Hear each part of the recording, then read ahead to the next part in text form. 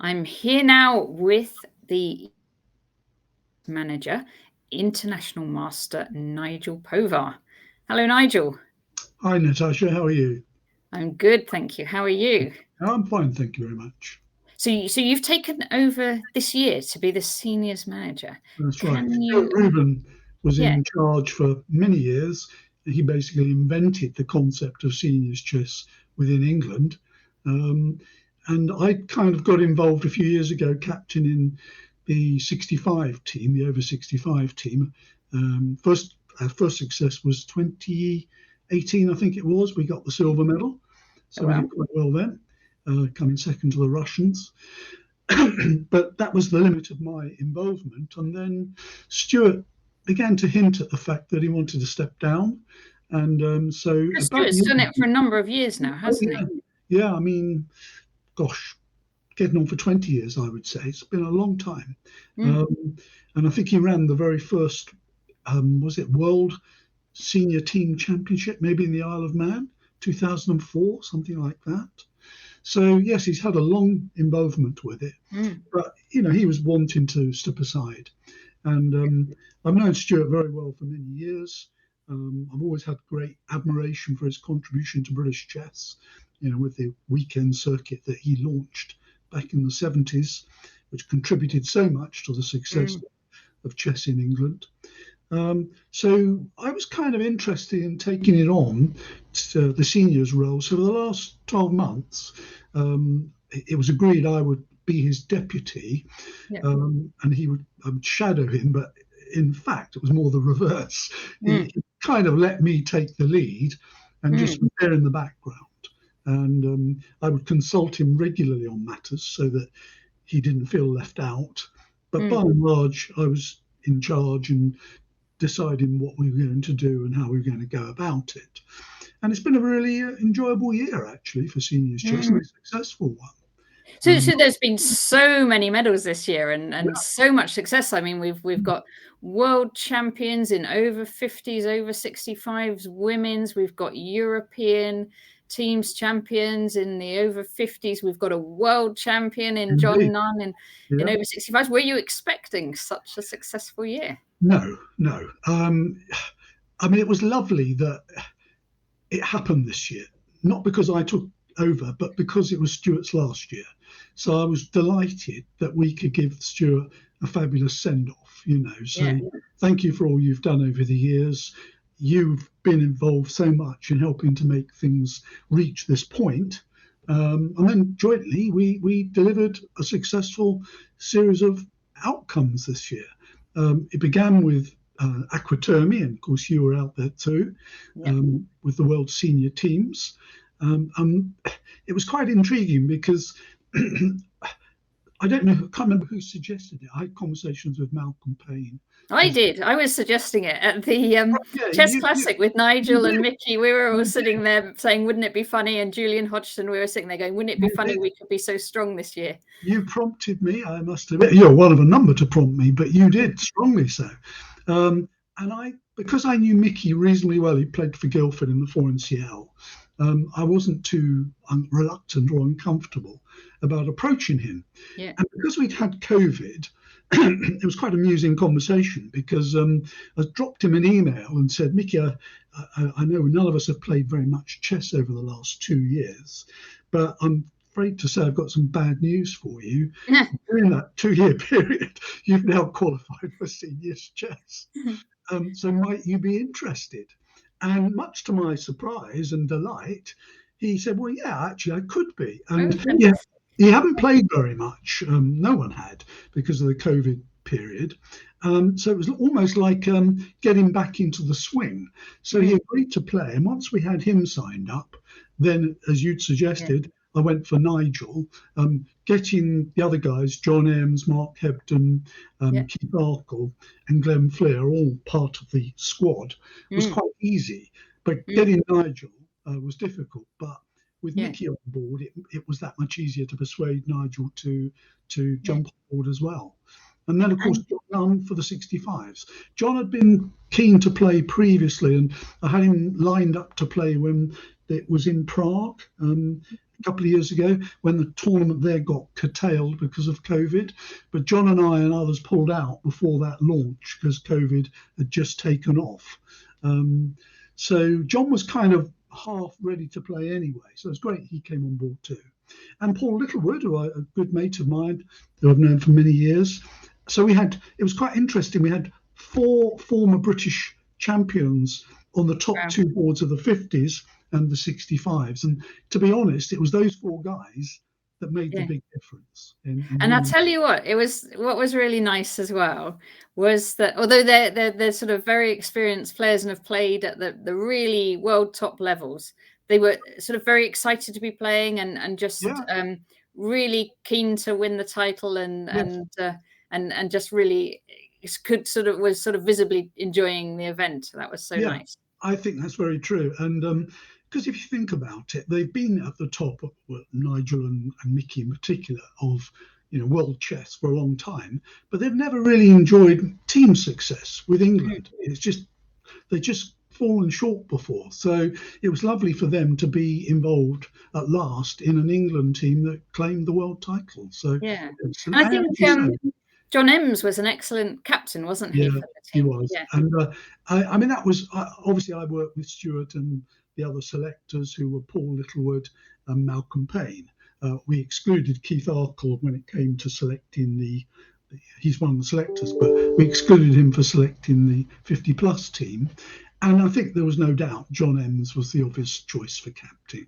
He'd done it very successfully before. He's very level-headed, and it was very nice. I had a lovely email from John recently after we won the European senior teams, and he said those 2 recent successes have been amongst the most pleasurable and important for him in his chess career. And I thought it was lovely. Oh, that's really nice. Yeah, it was. Yeah. And your team, Nigel, what was it like playing in the over 65s? That was great. I mean, we had a good team. We obviously John and Paul both played brilliantly on the top 2 boards, both undefeated.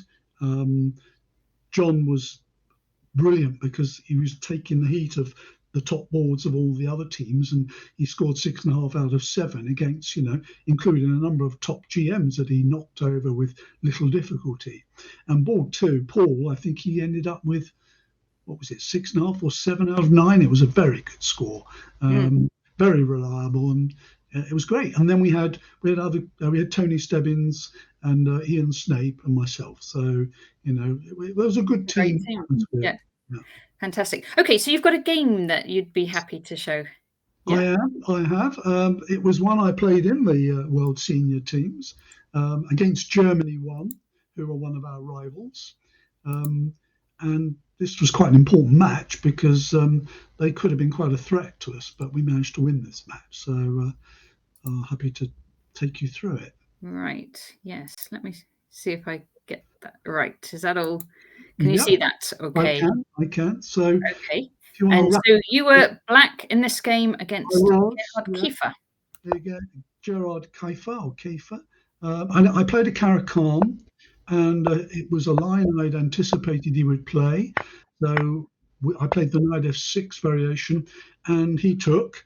And in the past, I've taken that with the G pawn, but I prepared to play EF because I noticed that EF has done well recently, and I had seen a few of his games in this line, so I knew what to expect. He played what was, I believe, still is the main line, c3, bishop d6, and now bishop d3. And here I castle, and he plays queen c2. And this is quite a well-known line these days.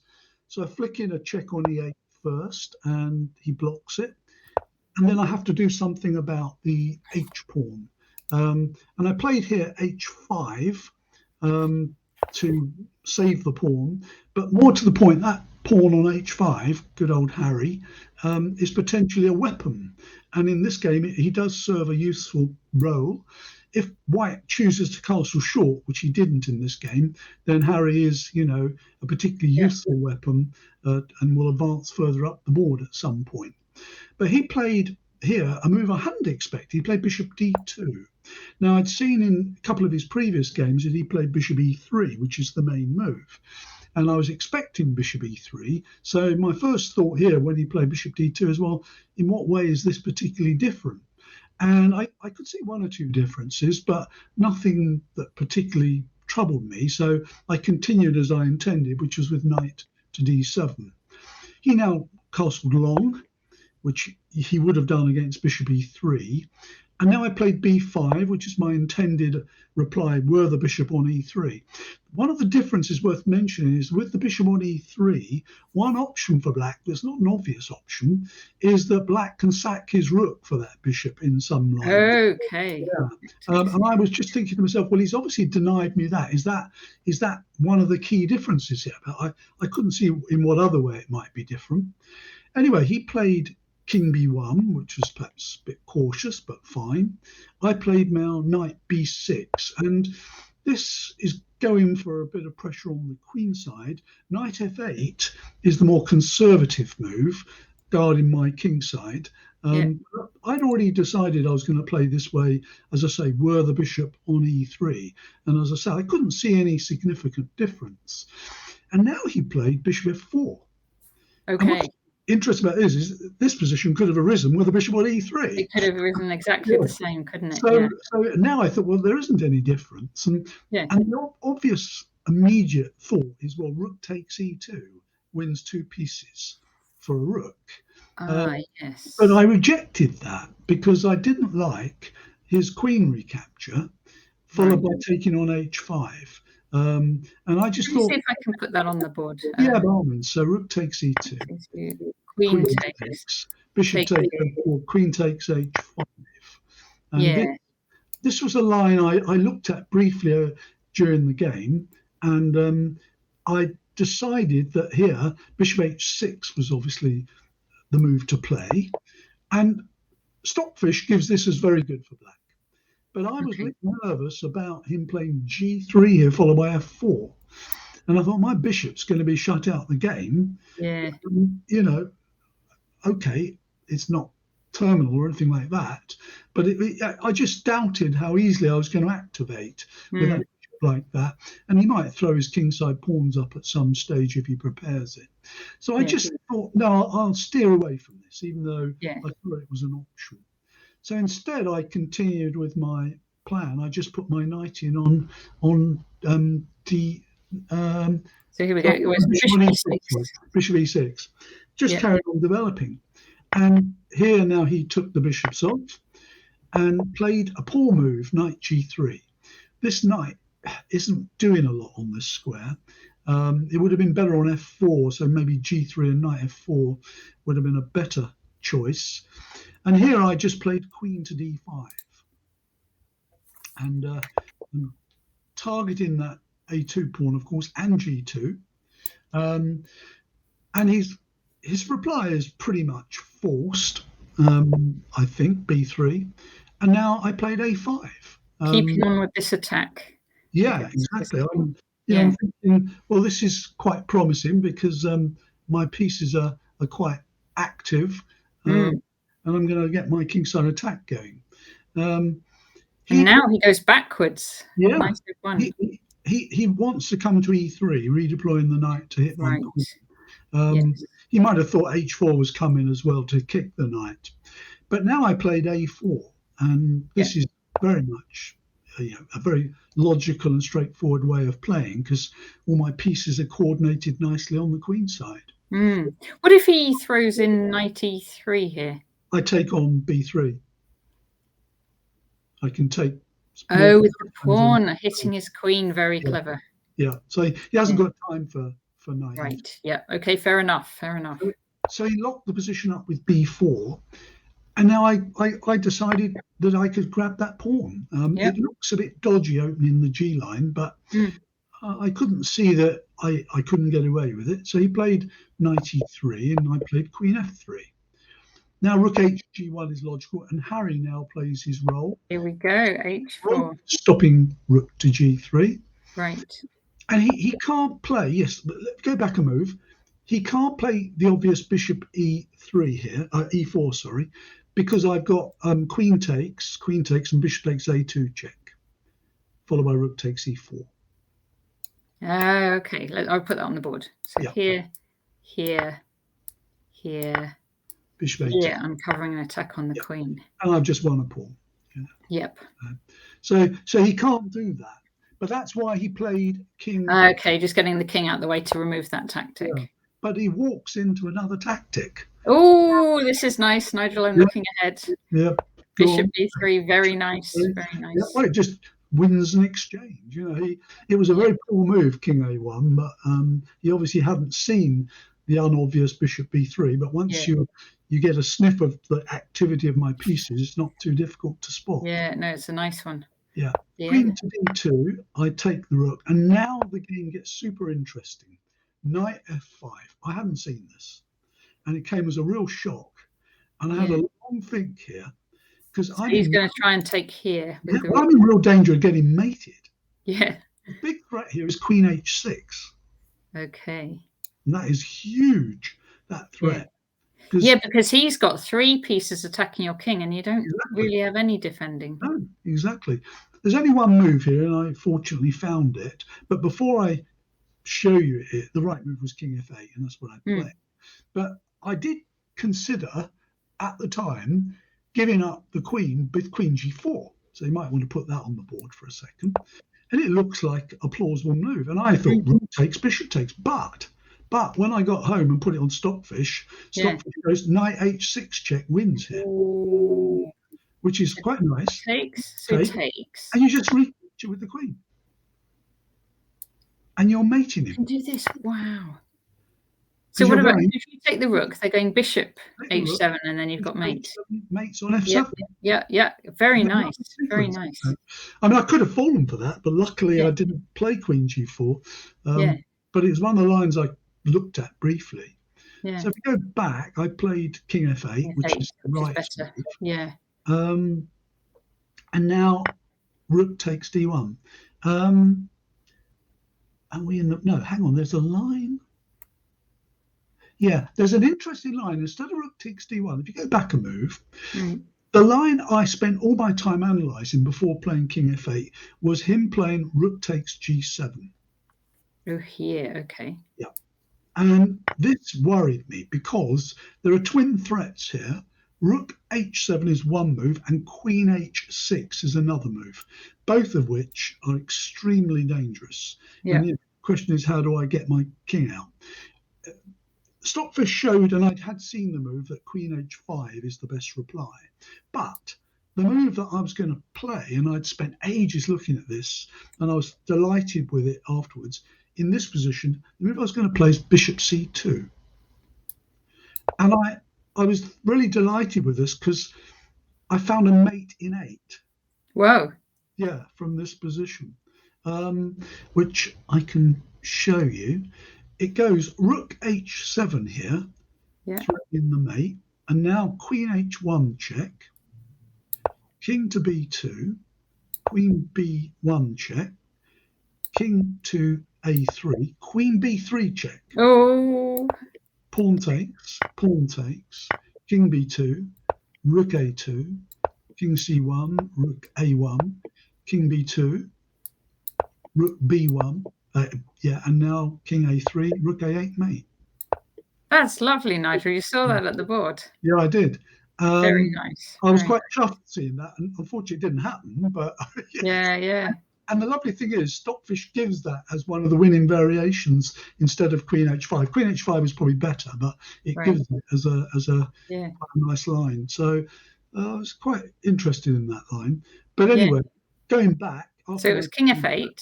He took on d1. He took on d1. Okay.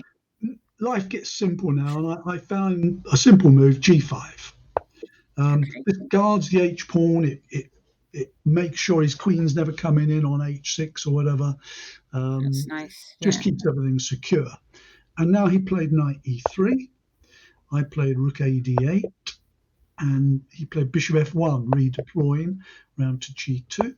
So I played queen f4. He put the bishop on g2. And here I played knight d5. And he took with the bishop. And I took with the rook. Because I was very happy to give up the exchange. And this way I keep my pawn structure intact. because if he takes the rook, which he did, it's a dead simple win. Okay, perfect. So Takes. And then okay, so you are what? A pawn up. 2 pawns, maybe. 1, 2, 3, 4, 5, 6, 7. 1, 2, 3, 4, 5. You're a pawn up, but you've got nicer pawns as well. I've got total control. The game doesn't last long now. Yeah, and I come in with the rook, and then the king. Yeah. And you can see he's getting desperate, and I thought he might do something like this. He's trying to stalemate himself, but Right. But he's still got at least the rook and the pawn 2 pawns that can move at the moment. Yeah, but watch, he tries to shed them. Yeah. But called the end to the game. Okay, and I think this is all the moves we've got, but black wins, and this is he resigns. very, very nice. He resigned. B2 C3 check. Yeah, that's a lovely game, Nigel, and I like the notes to the game as well with that queen sack and mate in 7. Yeah, very, very nice. It was one of my my tournament was okay. I as captain of the team, I was on board 3, and I had 6. I played 7 games. I had 6 blacks. Oh, did you? Okay. Yeah. Your team must have been happy with you. Well, it just worked out that way. Every time, I was resting somebody else, and I got black again. Oh. So I got. You got good practice in then at playing black. Anyway. I got 50%, which was okay with black, I suppose. But I did my bit. But it was a good team effort. Yeah.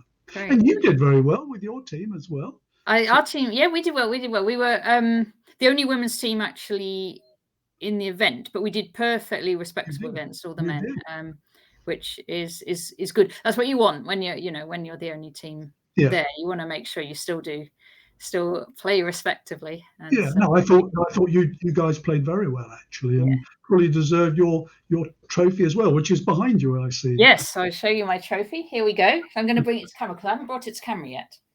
So here we go. Let's see if I can turn it. Oh, you have to sort of do your visual spatials, don't you? Can you see that?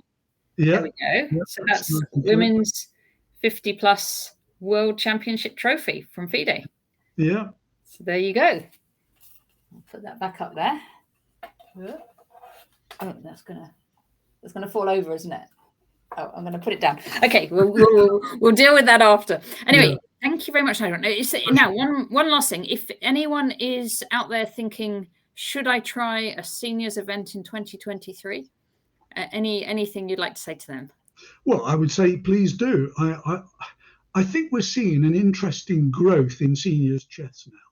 You could argue that's for several reasons, but one reason in particular comes to my mind, and that is that we've got a bunch of really talented players now coming through, particularly more experienced guys who were in that chess explosion we had in the 70s. And that's why we're enjoying the success at the top end. But I'm hoping that's going to encourage a lot of other people to start playing more seniors chess. Why not? There's going to be more and more events taking place. And come along and join the rest of the guys. We took along 34 players to Aquatomi. Yeah, it was lovely. Just good team spirit. And they'd look for events on the ECF. There's a seniors page. There is a seniors page in communities at the very top line across the page. You've got communities. If you click on that, there's seniors. We haven't updated it for 2023 yet, but I'll be doing that. You better get on the case, Nigel. I will, yeah. But at the moment, we're still waiting for confirmation of some of the locations for the forthcoming event. Okay, so you can't give us a sneak preview of where it's all going to be yet? Not yet. But I'm hoping, as England are the reigning 65+ champions for the men, or the Open rather, and both the Open and the women's for the 50+, as defending champions, we've got to give it a good go. We've got to try. Yeah. So I hope to see you there again as well, of course. Hopefully. We haven't planned my next year yet, but hopefully. Yeah. Well, brilliant. All right. Thanks ever so much, Nigel. Pleasure. Yeah. Thank you. Okay. Cheers then. Bye.